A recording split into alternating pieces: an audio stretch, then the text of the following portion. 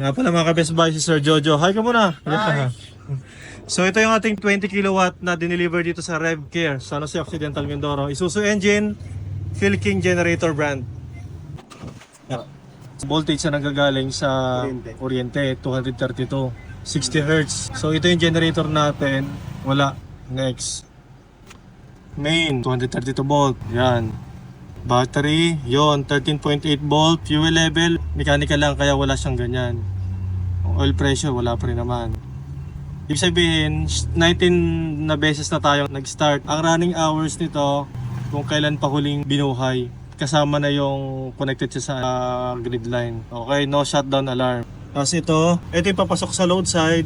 Ito naman yung ating main. Ayan, so nakaset na rin siya sa automatic. Okay, meron ka pa bang tanong dyan, Sir Jojo? Wala na. Mukhang okay na lahat no? Yan lang naman yun. Ang next change oil natin dito, Sir Jojo, 100 hours. Tatlong change oil nasagot namin.